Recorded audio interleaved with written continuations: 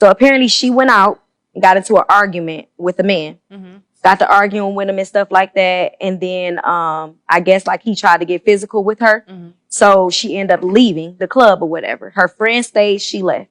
She ended up texting the guy that she was dating, telling him about what was going on. Instead of him jumping to her defense, he said, first of all, you wasn't even supposed to be there tonight. Yep. Yeah, now that's Secondly, why would you argue with a man in the club and I'm not there? Yeah. Third of all, why would you argue with the man in the club? Period. You don't know this man. You don't know what he got outside in this trunk. You don't know nothing. So basically he told her, you're wrong. You know, you don't listen. You're at this point, I don't even want to deal with you no more because you won't even allow me to lead. You don't listen to nothing that I say. I'm not about to lose my future. I'm not about to lose my life because I'm defending you when you decided to be dumb in that moment. So I don't see one problem with what he did. I don't see one problem. This is essentially just what protection is. That's it. It's protection. And good for him identifying that very early on. This is just going to lead you. How many men are in prison because of some stupid, drama like this? Something instigated where you should have just known there's no reason for me to be actually trying to come to blows with a man as a woman. There's no reason for that. Absolutely any. And you cannot continuously think you can rely on the goodwill of men to not do the worst. The stats are out there for you, right? And there's no way that on average you're going to whoop a man. That's not it. Besides, not just whooping a man, like they said, you don't know what he's got outside. We don't have a society that believes in shooting the fair one. It doesn't believe in schoolyard rules. No, it believes in if I feel aggrieved, especially it's easy to feel aggrieved with when it comes to women. I'm just going to get a gun. I'm just going to get a gun. And it's sometimes not just, it's usually not on women, but that type of thinking is prevalent and it'll surprise you. It'll come from people that you would think would have better sense. But once liquor gets involved, once pride, once ego gets involved, people end up doing stuff that will change the course of their life. In the sober morning, they'll look and say, what did I do? Like what did I actually do that got me into this place? But listen, before we continue, like, comment, subscribe, hit that notification bell so you don't miss no uploads. Still trying to do 2 a day. So if you know you subscribe to the channel and you haven't got any notifications, check the bell because YouTube is going through some changes right now, some growing pains, but we persist. So this is a part of the conversation when about protection. That we often overlook. Protection is often telling you ahead of time that's a bad idea. That is going to lead to trouble. That is going to lead to you to some place where you should not be, or potential danger could happen. And it doesn't take a lot. It doesn't take a lot for you to sometimes simply evaluate the person you're with. You watch their tendencies. You watch how they react. You watch the decision making, especially when tempers are flared. This is, of course, genderless, right?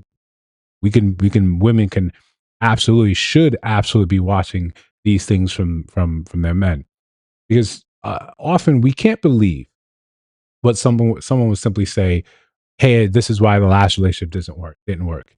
Right? You can, hopefully a person's being honest, but realistically, even if the last relationship didn't work, that doesn't mean that those reasons are going to be the reasons why yours actually, succeeds. You have to watch how people react when they're stressed, especially when they're stressed. Are you with someone that can take accountability?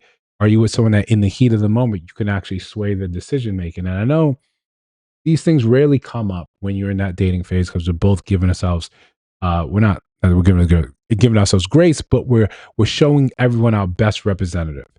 This person that's supposed to be the end all be all, the best version of us. And of course, that one's going to be all the things you need to see. But we need to get better at detecting the in between, right? We got to get bit better at looking at the seams and seeing this is actually how this person is, or this all together is starting to paint a bigger picture than one blowout can be. And something as simple as you going out to the club. He already said, first of all, what are you doing out there? Not supposed to be in the club, right? You and your significant other, you guys have a thing going on, and a person's going to the club. Most men, especially men that know how to set their boundaries. So, yeah, why would you go in a club? Because we know you go to the club for the male validation. If you just going out, if it's just about hanging out with your friends, you can do that any place and any time. But if this is what it is, you going out to seek male validation while we're together, okay, that's a red flag right there. Now you're telling me about an incident in which your friend didn't see fit to leave. Indicates that you were probably the problem. You were probably a bigger part of the problem than anything else. Your friend said, "No, you can go." This person you almost came to blows with, I'm still not leaving with you. Most friends, most women would be like, "No, we're going together. We're going to leave together." Your friend wasn't even concerned about your protection. Kind of points at you probably were the instigator. And I know we're reaching, right? I know we're reaching, hands in a cookie jar. But if that makes sense, let me know. But that aside, you call him and you're telling him about all this, and he's saying, you are a definitive problem. And kudos for him for breaking things off right there, because it's very easy. It's very easy to see a red flag, right? And pretend that you have, ruby quartz glasses on, like Cyclops, where everything is kind of tinted red, so we just forgive it. Especially when you're more enamored with the body, with the physical, you're enamored with all these other parts. But most men, when you get to a certain point, you start seeing and you start understanding this person can really, that who you're with becomes one of the most important decisions you can make. If this person is essentially going to end up pissing on your fire because they're making bad decisions that put you in a bad place. And it's not saying that you were now beholden to do something to defend this person, but in the heat of the moment, whoever you out with, and this is probably just me and my guys. If we go out and someone brings their significant other, even if they're wrong, we're still going to try to get them away. Sometimes that means stepping in, interfering, running, running defense. That in itself can stroke someone's ire and bring it towards you, putting yourself in danger because this person didn't understand that discretion is the better part of valor.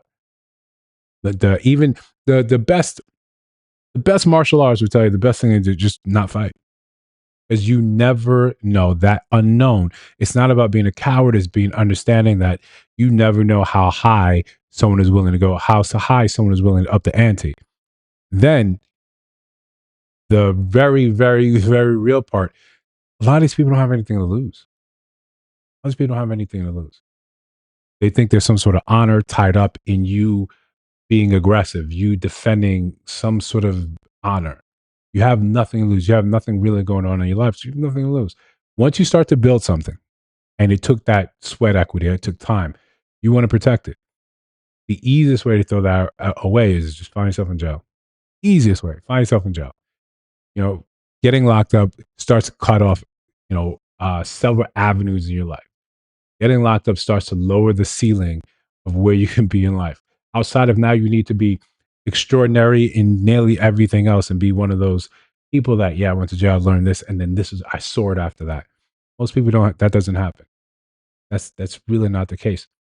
The last part is, and this is the real detrimental thing, that when you jump to someone's aid like that and the cops come, they're taking you and the other guy. He's going home. And more than likely, she'll forget about you. Right? There's let go of this romance thing. That's not real. That's not gonna happen. You're gonna jump in, you're gonna intercede, you're gonna interfere, and eventually, maybe not immediately, but eventually you guys won't be together. And you'll be like, what was this for? And even if you do that, that just reaffirms that that's what that's what you're supposed to do as a man.